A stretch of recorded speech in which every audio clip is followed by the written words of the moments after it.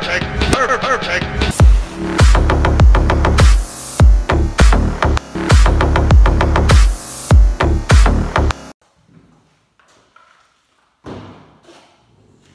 Hello Car Junkies. On se retrouve pour une nouvelle vidéo et du coup on va parler de l'embrayage. Mais vous allez me dire, attends, vous avez déjà parlé d'embrayage, non? Vous avez raison, la semaine dernière on a parlé d'un embrayage classique, donc d'une boîte manuelle. Et donc cette fois on va voir un embrayage d'une boîte auto, ou du moins un embrayage à lamelle. À quoi ça ressemble? Ben, ça ressemble à ça, donc c'est rien d'autre que ça quoi. Voilà, ça a cette taille, après ça peut être de différentes tailles.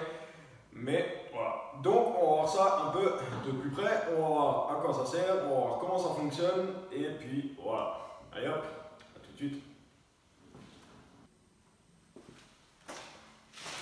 Donc voilà, c'est donc maintenant qu'on va voir comment est composé un embrayage à lamelle. Donc on va déjà voir ce qu'est une lamelle. Donc il y a déjà deux types de lamelles. Donc il y a la lamelle extérieure, qui est donc en métal simple. Et du coup, la lamelle intérieure avec son revêtement pour la friction, qui est par exemple, encore une fois, un peu ressemblable avec une plaquette de frein.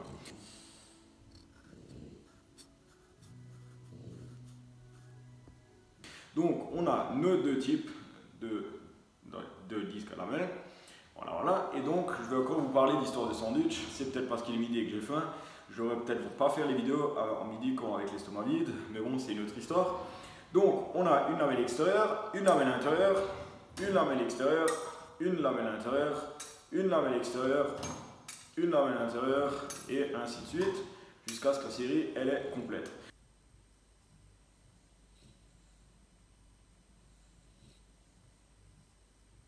Le nombre de disques, ça varie selon la boîte de vitesse, mais le principe est toujours le même. Donc, grâce aux cannures que vous voyez à l'extérieur, là, ici, il y a toujours des cannures, donc là, tout autour. Et à l'intérieur, sur les disques à l'intérieur, il y aura ici les cannures.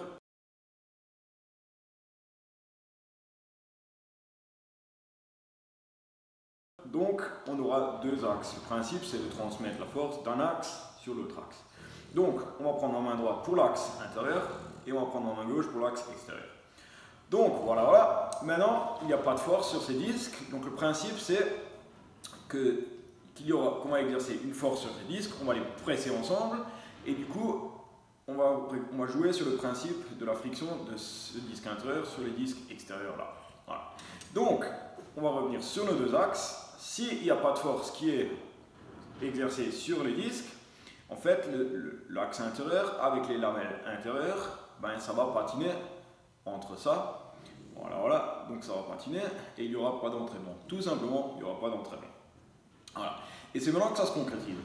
Du coup, on aura une commande hydraulique souvent qui va donc pousser, qui va donc exercer une force sur ces disques. Donc ça va appuyer sur ces disques, ça va les pousser ensemble. Et du coup, si on les pousse ensemble, grâce à la friction, les disques intérieurs, donc les lamelles intérieures, vont emporter les lamelles extérieures avec eux. Donc l'axe intérieur et l'axe extérieur, si on pousse ensemble, les deux ils vont être entraînés. Et c'est comme ça du coup que se fait l'entraînement. Tout ça dû à la friction, il faut refroidir tout ça, donc ça va être dans un bain d'huile. Ça va être rempli d'huile pour le refroidissement et pour une certaine viscosité, et donc on va empêcher de tout ça de surchauffer. Si ça surchauffe, les disques, tous ces disques, les disques intérieurs et les disques extérieurs, ils se vrilleraient, et donc ça serait plus plat, donc ce serait plus plane. Et sur une surface non plane, ben, ça ne peut pas, il y a une friction propre, correcte. Si le disque est voilé, ça ne peut pas se faire correctement. Et du coup, on met tout ça dans l'huile pour refroidir et pour avoir une certaine viscosité, pour un certain graissage on peut dire, et du coup, ça tiendra le coup. Voilà. Et donc, ben, dans les Formule 1, dans les Formule 1, c'est même encore un tout petit peu plus petit que ça. Et il y aura peut-être plus de lamelles, je crois que dans les Formule 1, il y a 9 lamelles. Voilà, mais le principe sera toujours le même. Donc, vous voyez maintenant à quoi ressemble un embrayage à lamelle d'une boîte de vitesse auto, ou genre Koenigsegg aussi, ils sont vachement malins. Je l'aime bien ce mec parce que, en fait, il prend toujours des éléments qu'on a tous, et en fait, il révolutionne complètement. Il révolutionne le principe de base, en fait. Et c'est ce que Koenigsegg sur la Jesko, si on le dit bien, non pas Jesko mais Jesko, sur la nouvelle Koenigsegg, donc la Jesko, ils ont mis ça, un embrayage à lamelles entre chaque engrenage, donc à chaque roue à dents. Ils ont mis ça, et du coup en fait à n'importe quel moment, grâce à cet embrayage, on actionne cet embrayage ou cet embrayage ou cet embrayage ou cet embrayage, et il y a 3 axes, et donc sur ces 3 axes on peut enclencher par exemple la première et la 5e ou la 9e et ainsi de suite, et donc on peut enclencher en fait n'importe quelle vitesse à n'importe quel moment en fait. Voilà. Et c'est en fait ça ce que Koenigsegg a fait, et du coup ben, on peut passer dans un clin d'œil d'une vitesse à l'autre, et puis voilà, parfait.